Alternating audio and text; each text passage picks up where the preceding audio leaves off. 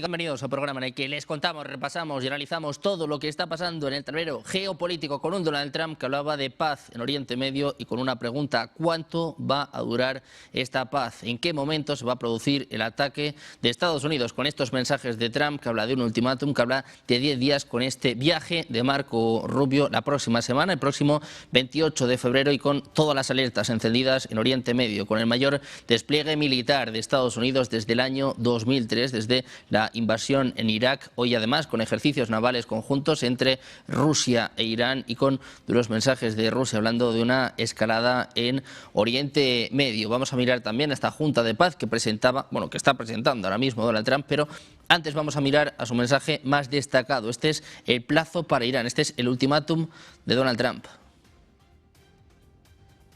Our countries, nobody could have signed. You would have had that threat. Nobody could have had. You couldn't have had peace in the Middle East.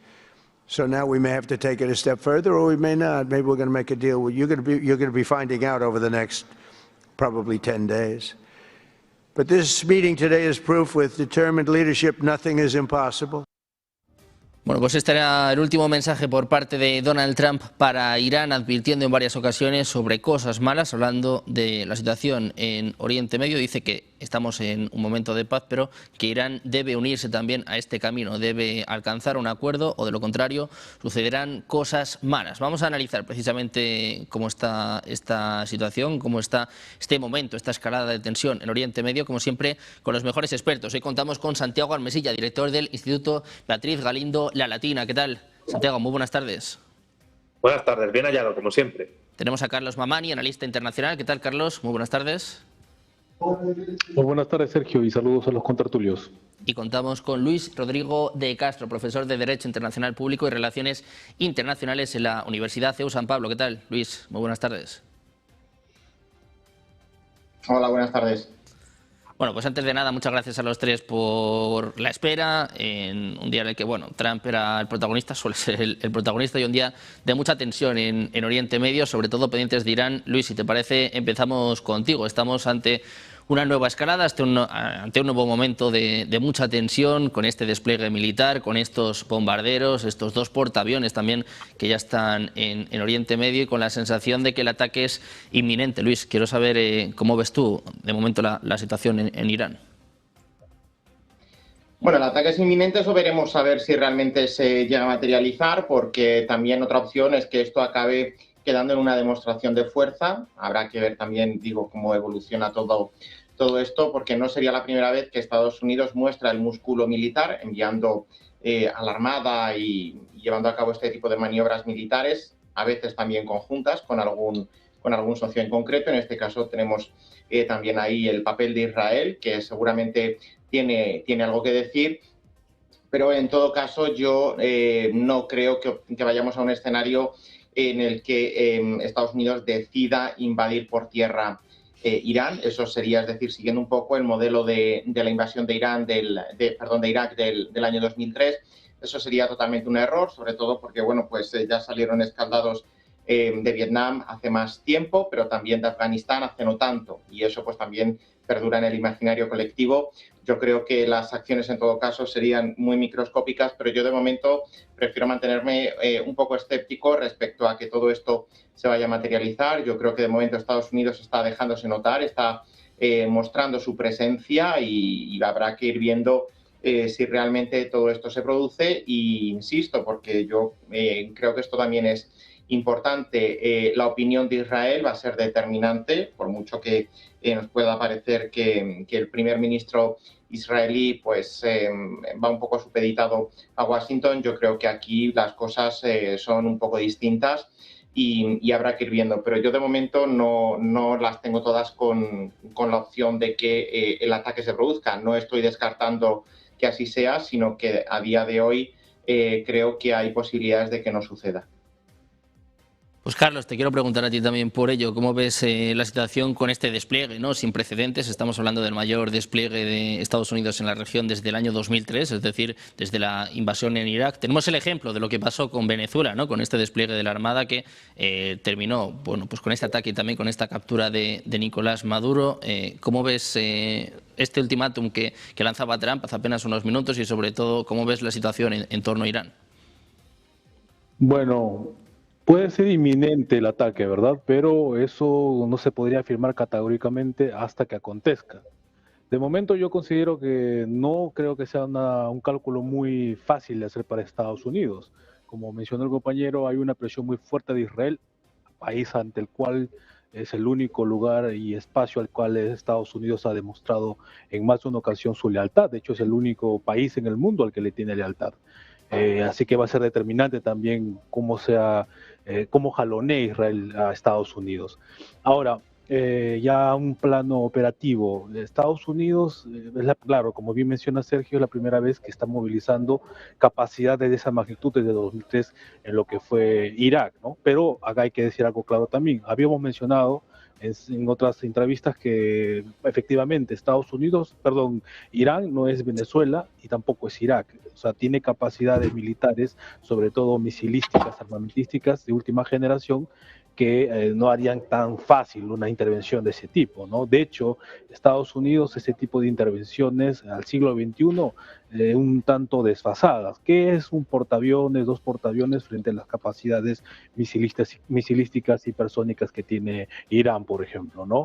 Un misil hipersónico te cuesta aproximadamente $1 millón frente a 15.000, 20.000 millones de dólares un portaavión como el Gerald Ford o el Abraham Lincoln que está allí anteriormente. Entonces, yo creo que en ese tipo de cálculos no le vendría muy bien a Estados Unidos arriesgar, claro, como bien mencionado, esas capacidades de fuerza, ¿no? En Medio Oriente ante misiles hipersónicos, o sea, no tendría mucha lógica, ¿no? Ahora, eso es en cuanto a lo que acontece dentro de Irán, sus capacidades como tales. Básicamente ellos se han dedicado a desarrollar lo que es tecnología misilística, drones, ¿no? No han desarrollado ni portaaviones, ni siquiera aviones, ¿no? Eso es básicamente una exclusividad que en competencia y en ayuda, por supuesto, en cooperación militar con Rusia sobre todo, han desarrollado estas capacidades. Ahora vamos a ver también los aliados que se tienen. Será como la primera vez que hubo este martillo de medianoche, con estos B-2 atacando de manera furtiva, como se vio el año pasado, y donde ni Rusia ni China hicieron nada. Bueno, yo creo que en este contexto no va a ser si se logra, si se desarrolla, si se concretiza un ataque de esta envergadura, no va a tener punto de comparación. Va a ser mucho más importante, mucho más grave y con implicancias regionales a escala. Porque claro, lo que vimos el año pasado no puede pasar desapercibido ni podemos hacernos los tontos. Han sido ataques muy, digamos, específicos que por supuesto dejan entrever que en todo momento hubo intercambio de inteligencia, ¿no? Entre el propio Irán, el propio Estados Unidos y por supuesto también la propia Rusia. En esta ocasión, si se va a hacer algo de esa magnitud, Rusia, China junto con Irán ya han estado desarrollando una serie de movimientos, ¿no? De ejercicios navales, incluso le pusieron un nombre de Cinturón Marítimo 2026, algo así, no recuerdo muy bien el nombre, pero más o menos en eso se estaba desarrollando por una sencilla razón, ¿no? Porque ahora si Rusia y China saben que si Estados Unidos va a atacar, eso sí va a ser en serio. Y va a ser en serio que Rusia no se va a sentir cómoda, ni tampoco China. Rusia principalmente por cuestiones y motivos de seguridad, porque si caeran, inmediatamente se le abriría un frente en el sur a Rusia, en lo que es el Cáucaso, el Bajo Oriente ruso, y todo lo que es Medio Oriente se incendiaría, ¿no? Ya hemos mencionado también en más de una ocasión que a ningún país en Medio Oriente le conviene un tipo de ataque, de conflicto, de guerra de esta magnitud dentro de Medio Oriente. Y por el lado de China tampoco le conviene, fundamentalmente por cuestiones estratégicas, dado que por Irán pasan sus grandes proyectos de mega infraestructuras, ¿no? De la Franja y la Ruta, y al verse, bueno, pues si cae Irán, también lo hemos dicho, es un golpe a los BRICS, ¿no? Dado que es un nodo geoestratégico de múltiples proyectos donde transitan justamente estos mega infraestructuras de China sobre todo. Entonces, no creo que sea un asunto muy sencillo. Estados Unidos, claro, hasta el último momento no podemos decir nada, pero considero que hay que ver, ¿no? Cómo esto se desarrolla. Es inminente el ataque, pero que sea inminente no quiere decir que efectivamente se concretice, ¿no? Y si se concretiza, no le va a salir por supuesto, tan fácil Estados Unidos. Barato no va a ser, gratis no va a ser, definitivamente. Podría desatarse una guerra regional de implicancias globales y, bueno, ya mencioné también los costes para Estados Unidos a nivel militar, el desprestigio que podría tener ante, por ejemplo, ataques efectivos, ¿no?, de misiles hipersónicos a su flota. O sea, quedaría en ridículo para siempre, ¿no? Bueno, pues un momento decisivo, un momento clave el que parece que se avecina en Oriente Medio con este despliegue por parte de Estados Unidos, con Rusia, que está llevando a cabo maniobras navales, maniobras conjuntas con Irán, con pruebas también sobre el cierre del estrecho de Hormuz, con lo que esto también podría implicar para China. Santiago, ¿cómo ves la situación en Oriente Medio y sobre todo pues esta escalada, ¿no?, que se está viviendo en los últimos días, con la sensación de que Estados Unidos puede atacar en cualquier momento? Se apunta incluso a este fin de semana. Bueno, como decían en El Señor de los Anillos, el retorno del rey, las piezas se mueven y el tablero está dispuesto. Que de ahí se pase a atacar, pues veremos si ocurre. Pero evidentemente el despliegue de tropas militares, de recursos humanos militares que ha desarrollado Estados Unidos por la zona, era inaudito en los últimos años y ha vuelto pues de una manera ingente. Creo que esto además no se puede desconectar de los fenómenos que todos sabemos que se han producido a nivel de política interna estadounidense, bueno, pero digo interna entre comillas, porque ha repercutido a nivel universal todo lo que ha sido la publicación de los informes, de los folios del caso Epstein, y evidentemente, pues Trump, yo he dicho muchas veces en este espacio y en otros, que cuando no se sabía nada del caso Epstein, Trump tenía realmente no 4, sino 2 años para hacer todo lo que políticamente quería hacer. Bueno, pues yo creo que la verdad es que cada vez tiene menos tiempo. Tiene menos tiempo porque políticamente hablando es un hombre muerto. Es hombre muerto en el sentido político. No sé en otro sentido cómo lo será, pero políticamente hablando creo que es un hombre muerto y que incluso veremos si en noviembre no se le hace un impeachment y que, por tanto, cualquier tipo de política exterior post-Trump pues tenga que empezar a prepararse desde ya. ¿Y eso qué implicaría? Implicaría que a lo mejor la política exterior de demostración de fuerza que hace Trump se puede quedar en nada si llega pues un vicepresidente Vance o cualquier otra persona, Marco Rubio, a la presidencia de Estados Unidos y decide tener incluso una política exterior más agresiva con Irán, que no intente forzar una negociación, sino que directamente sí vaya a la guerra con Irán. Y como se ha dicho ya en esta media tarde, mejor dicho, pues Irán no es Venezuela, Irán está en los BRICS, Irán tiene una capacidad militar muchísimo mayor que la de Venezuela, bueno, la verdad es que es congruente con las reservas petrolíferas que tiene. Irán es uno de los 10 o 15 países con mayores reservas petrolíferas del mundo y evidentemente es prácticamente inviable defender los recursos energéticos que un país tiene para disponer de ellos de manera soberana si eso no va acompañado de una fuerza disuasoria militar importante, aunque hay que decir que Irán no tiene la bomba nuclear, que se sepa. En todo caso, yo no sé lo que va a pasar, evidentemente, de aquí a unos días, a este fin de semana, pero lo que tengo claro es que pues esto es un tic-tac constante sobre la cabeza de Donald Trump. Habría que ver a qué tipo de intereses políticos y geopolíticos y geoeconómicos está respondiendo todo lo que está haciendo Trump, porque él presumía de ser el presidente de la paz que había evitado guerras y ahora parece ser que se va a convertir en el presidente que va a desatar pues la mayor guerra en Asia Occidental desde hace 15 o 20 años, si nos referimos a la Segunda Guerra del Golfo. Por eso digo que las espadas están en alto, vamos a ver si empiezan a combatir los actores, pero evidentemente estamos en un momento mucho más tenso de lo que parece. Entonces es muy difícil dilucidar realmente si esto es una presión negociadora sobre Irán, qué tipo de acuerdo quiere con Irán, porque en Irán perfectamente pueden decir, como nos vayas a atacar o como nos ataques, pues tenemos material audiovisual muy comprometido contigo y lo vamos a sacar. Y evidentemente pues Trump ahora mismo es políticamente un hombre completamente muerto, No sé si va a sobrevivir a este año 2026 como presidente de Estados Unidos y no sé realmente si su acción de fuerza, de política exterior, de momento no de guerra, de fuerza militar de política exterior sobre Irán podría ser la última gran hazaña, o mejor dicho, la penúltima, porque quedarían unos meses, que Trump haga en la presidencia. Y lo que me pregunto es si los que vengan después, sean republicanos o incluso haya unas elecciones anticipadas en Estados Unidos y lleguen los demócratas al poder, que de momento no se sepa que tengan un candidato fuerte, no sé si la política exterior que harían sería incluso más agresiva y peor que la de Trump, siguiendo la línea anterior de Joe Biden con respecto a Rusia, Ucrania, etcétera. Con lo cual, ahora mismo Estados Unidos es una olla a presión enorme y si estalla, pues los trozos, los tropezones van a llegar a todo el planeta. Bueno, pues un momento, como nos está explicando Santiago, muy tenso en lo que refiere a Oriente Medio, un momento marcado por estas maniobras entre Rusia e Irán, unas maniobras que comenzaban en el día de hoy, que antes nos explicaba Carlos.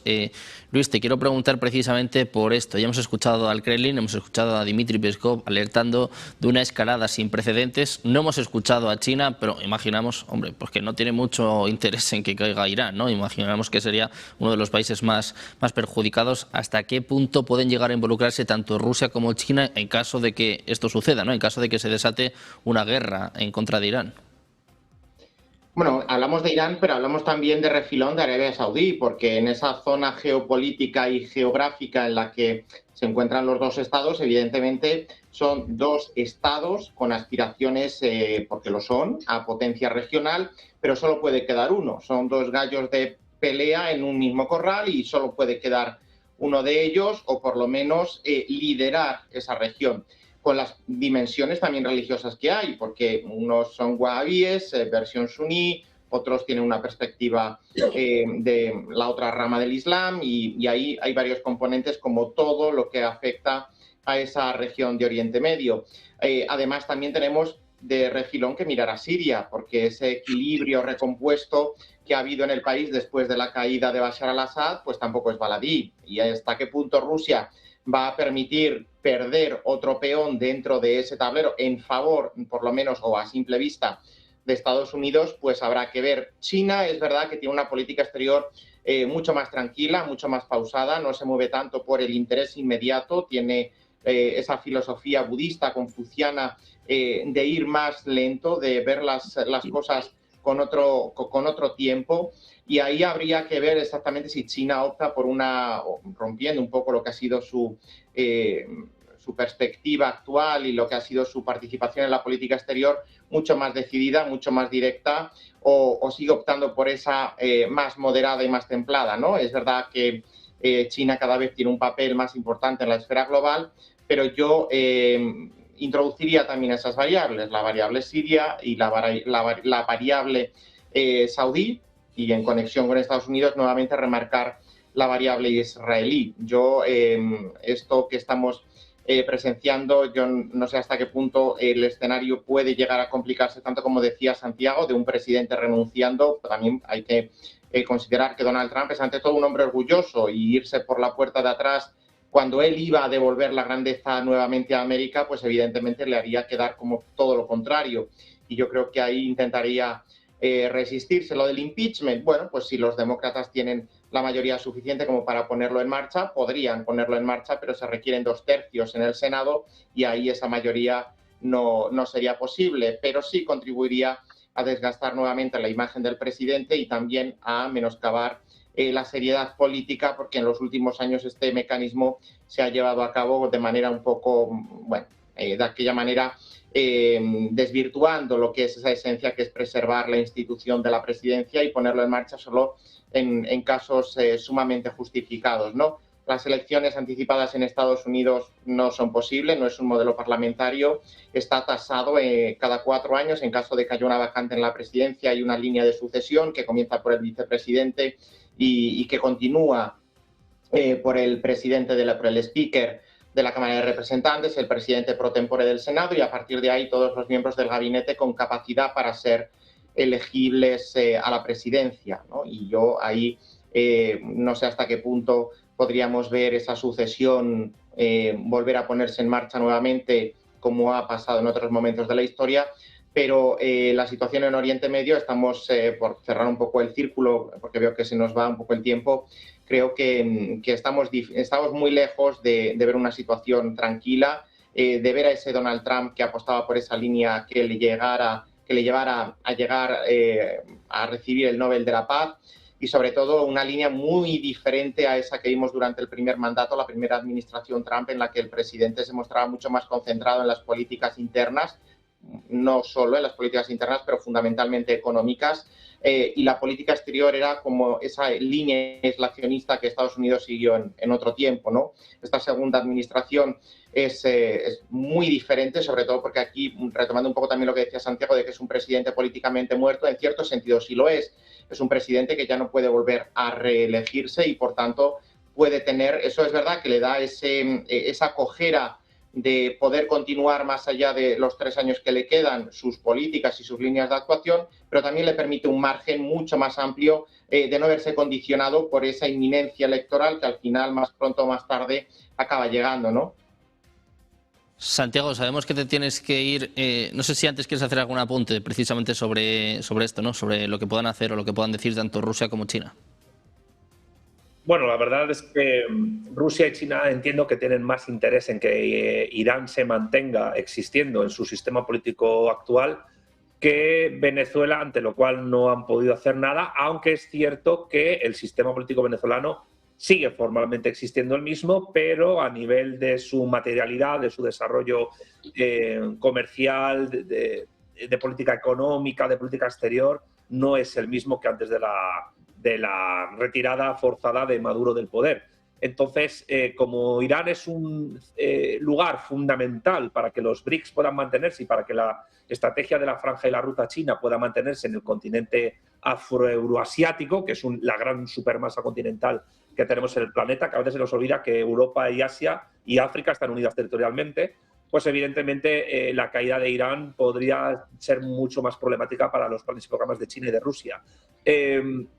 Con respecto al futuro inmediato de Trump, la verdad es que sí, no tiene no tiene la mochila llena de cosas que quiera legar a un supuesto tercer mandato imposible. No es Franklin Delano Roosevelt, aunque le hubiera gustado serlo, y evidentemente pues puede tener más libertad de movimiento hasta cierto punto, porque, insisto, el caso Epstein también maniata mucho a Trump. Y todavía está por ver si la publicación de los archivos, que se ha publicado menos de la mitad de lo que se tiene en el Departamento de Justicia recopilado, pues todavía no sabemos si ha sido una publicación para presionar a Trump desde Israel para que adopte determinada política exterior agresiva con Irán, o si ha sido el propio presidente Trump y su gobierno el que han decidido publicar eso para precisamente dejar de estar presionados por Israel. Porque aquí la clave de la cuestión es todo este despliegue de tropas contra Irán, ¿a qué responde, qué relación tiene, si es que tiene alguna, hablo incondicional, con el caso Epstein? No, como siempre afirmo, no puede entenderse, y creo que mis dos compañeros estarán de acuerdo, no puede entenderse ninguna acción de política exterior de ningún Estado sin, en gran parte, los condicionamientos que se producen dentro de la política interna del Estado. Y viceversa, igual, la política exterior también condiciona la política interior. Entonces, en este caso, Trump, pues aunque por edad, por mandatos y por un montón de cuestiones no está atado a determinados compromisos posteriores a esta legislatura, sin embargo, sí está atado y bien atado, como diría el caudillo, a determinados condicionantes que no solo le determinan a él de manera causal como persona, sino que condicionan a todo Estados Unidos como hegemón imperial y a todo el modo de producción capitalista tal y como lo conocemos en la actualidad. Con lo cual, cuidado, porque estamos en un punto de inflexión este año 2026 fundamental para entender el porvenir histórico a medio plazo de todo el planeta. Bueno, pues un momento clave el que se está viviendo en Oriente Medio, que, como bien explica Santiago, pues tiene visos de afectar a todo el planeta. Muchas gracias, Santiago, por estar con nosotros. Gracias por la espera también. Un placer. Gracias a vosotros por contar conmigo de nuevo. Un saludo. Un abrazo, Santiago. Carlos, te quiero plantear esta misma pregunta. ¿Hasta qué punto Rusia y China pueden permitirse una caída de Irán después también de lo que pasó en Venezuela hace nada, ¿no? Hace apenas unas semanas. Bueno, tenía razón Santiago cuando menciona que todo lo que se ve por parte de Estados Unidos a lo externo tiene, por supuesto, una etiología, una raíz en lo interno. Esto ya lo explicaba grandes expertos de las relaciones internacionales, Kenneth Waltz, ¿no? O sea, decía, la construcción, la configuración interna de un país es en última instancia, ¿no?, la base sobre la que se proyecta, ¿no?, sus capacidades al exterior. Entonces, efectivamente, mencionó la idea de que está en ebullición, ¿no? Esto también lo hemos compartido en más de una ocasión, que Estados Unidos actualmente es un laboratorio sociológico, político, sin precedentes. No nos olvidemos, es un país de menos de 300 años, recién va a cumplir 250 años. Es un recién nacido al lado de la China, que tiene 6.000 años, la India, que está por ahí. Bueno, Rusia no es tan milenario, pero bueno, supera los 1.000 años. Es un país jovencísimo. Entonces, sus formas políticas también están en plena ebullición, en plena transformación. A ver, nos estamos centrando mucho en la figura de Donald Trump, que es lógico, es la coyuntura, pero no nos olvidemos que hay unas cuestiones, digamos, de índole estructural. Todo lo que Trump ya formó dentro de Estados Unidos, el MAGA, estos movimientos nacional populistas que están en emergencia, no los ha creado él mismo. Él es expresión de todas esas corrientes soterradas, subrepticias dentro de la sociedad estadounidense. Entonces, él va a dejar de ser presidente, va a perder soga y cabra muy probablemente, ¿no?, como bien han expuesto los compañeros, pero eso no quiere decir que esto quede allí. Lo que él ya hace, lo mejor dicho, lo que hizo que él, al entender que él es consecuencia y no es efecto, y no es causa, mejor dicho, que Donald Trump, el trumpismo y todo lo que está asociado a él es consecuencia, es efecto y no causa, uno entiende que, bueno, así como surgió un Trump, puede surgir algo parecido o incluso más recalcitrante con esa misma línea. Entonces, hay que ver el tema así, ¿no? O sea, es importante la coyuntura, el presidente de momento, de turno, pero hay siempre, ¿no?, proyectar el escenario más allá de solamente lo coyuntural y entender que lo que está pasando en Estados Unidos es un fenómeno estructural. Claro, vienen tiempos duros, ya, sí, en cierta forma es un cadáver político, eso es evidente. Pero como decía Tucker Carlson, que es este periodista y que aparte es historiador, o sea, no es cualquiera, él hace 2-3 semanas atrás lo escuché decir que Estados Unidos está pasando por una fase, o está entrando a una fase imperial, ¿no? Tomando como ejemplo lo que había acontecido con anterioridad en otros periodos de la historia, por ejemplo en Roma, ¿no? Entonces, cuando se pasa de la fase republicana a la fase imperial, adviene lo que es la dictadura y, por supuesto, la convulsión social, ¿no? Factores y patrones que Estados Unidos, en cierta forma, está adoptando. Entonces, no se sabe lo que pueda pasar, hay que ver, hay que estar muy atentos a lo que acontece en Estados Unidos. Ahora, con respecto a China, Rusia y su posible intervención, ¿no? Bueno, su compromiso ya lo estamos viendo, es mucho más contundente que la última vez, ¿no?, que se vio el año pasado, que prácticamente fue a un nivel diplomático, y reitero, ¿no?, o sea, ya inteligencia rusa, inteligencia china, sabían, por supuesto, que el ataque de Estados Unidos iba a ser quirúrgico. Por eso es que no le interesó demasiado meterse, ¿no? Acá sacando un poco el tema y yendo para Venezuela, también algo así sucedió allí. Los cubanos asesinados por las fuerzas especiales estadounidenses estaban en un recinto muy cerca a efectivos rusos, por ejemplo, ¿no? Hubo, por supuesto, intercambio de inteligencia entre Washington y Moscú para que no se vea afectado ciudadanos rusos dentro de Venezuela. Entonces, algo parecido sucedió en Irán, por eso es que, bueno, dejaron que acontezca lo que se vio el año pasado. Pero esta vez ya, como dije hace un momento, no va a ser así. Si se da, si se concretiza este, de momento, inminente ataque a Irán, esto va a tener repercusiones en la región y a escala continental y, por supuesto, por el flujo energético a escala global. Dije hace un momento, principalmente a Rusia le preocupa por temas de seguridad. Claro, Rusia y China están, como explicó Santiago, están inmiscuidos en todo el tema de los BRICS, defienden los intereses de los BRICS y entienden perfectamente que Irán es una pieza clave, o sea, no es cualquier país que está dentro de los BRICS. Pero en caso específico de Rusia, digamos, el tema de seguridad es clave, porque si cae Irán, inmediatamente se abriría otro frente en el Cáucaso, ¿no? Al margen de lo que ya tiene en Ucrania, que dicho sea de paso, no es solo Ucrania, es la OTAN, y por tanto ya está causando mermas dentro de la propia Federación Rusa, sobre todo a nivel económico. Imagínense ustedes abrir otro frente en el Cáucaso, con posibilidad de extender el caos en toda la región, en todo Medio Oriente, que ha sido históricamente digamos, el patio trasero de la Rusia, ¿no?, histórica. Ahora, por el lado de China, dije también, por cuestiones estratégicas, geoestratégicas, pasan por allí sus grandes mega infraestructuras de la franja y la ruta, sin la cual no se puede entender sus megaproyectos, su proyecto geopolítico para el siglo XXI, ¿no? La franja y la ruta, los BRICS, etcétera. Y me olvidé de decir algo, ¿no? La cuestión energética.